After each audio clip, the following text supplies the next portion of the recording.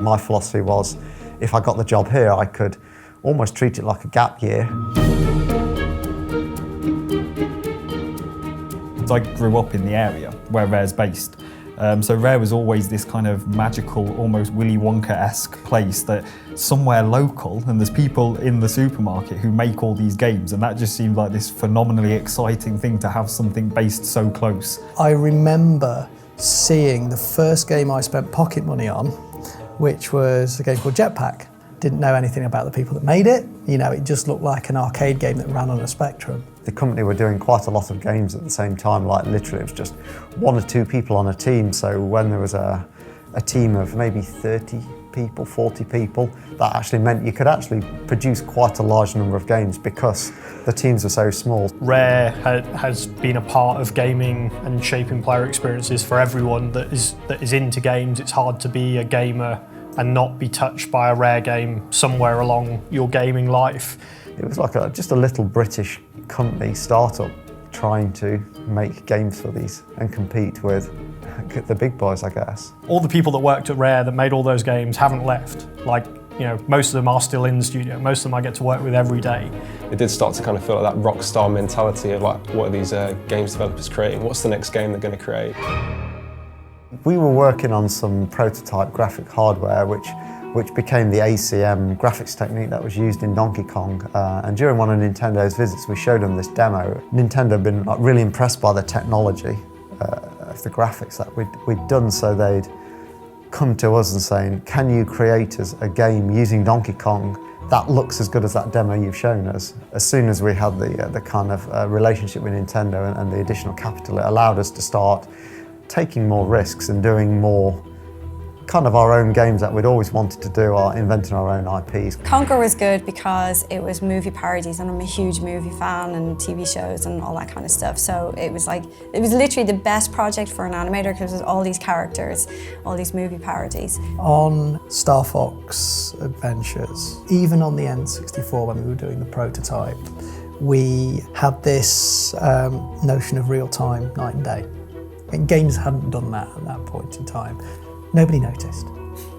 What was funny was that we implemented a simpler system back in Cameo. Everybody talked about that at the time. But it had been invented 2 generations before that in the prototype Dinosaur Planet. The Nintendo era was coming to an end and we kind of transitioned to Microsoft. It took us a while to find our feet on the Xbox. We were involved on the launch of the Xbox 360, down to the level of looking at how the GPU worked and telling Microsoft what we thought of it, all the way to that, well, what can we do with it?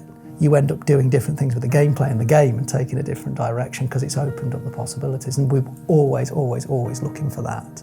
When working with Greg Miles, when we kind of do the prototypes, it'd always be like an exit and entry criteria into the mechanics. So even just walking, does walking feel great? Does it kind of hit these certain criteria before we can even move on to even consider what a sword mechanic could possibly be? We had Cameo and Perfect Dark Zero, which was I think 2 of the 3 first-party launch games, and I think up to that point, Rare had never had a launch game. We obviously, on the 360, did some, we relaunched Banjo Kazooie and Banjo Tooie as XBLA as part of that. So we've always looked at, like, is there an opportunity to bring fan favourites back?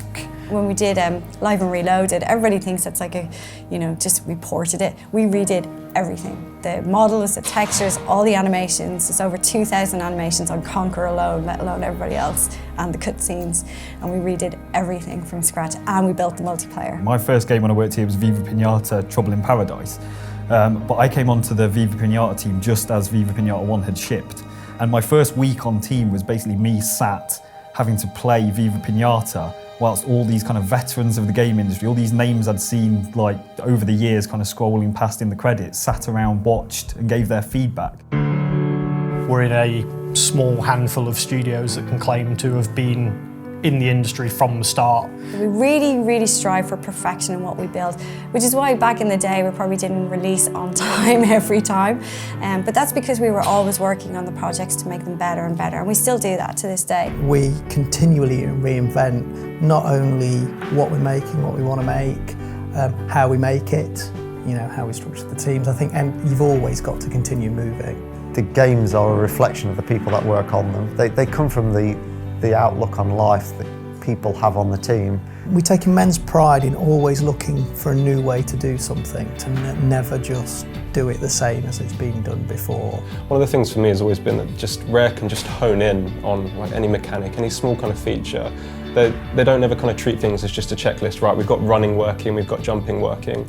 They just spend hours and hours meticulously trying to make running. If the game was only about running around a white box, that would feel fantastic. It would just feel like the best thing you could possibly be doing. But we had so much creative freedom into what we wanted to do, and it continues all the way throughout. And we always kind of think about what we want those characters to be and what the game should be as a whole, and inject with it. I think a little piece of our own personalities go into everything.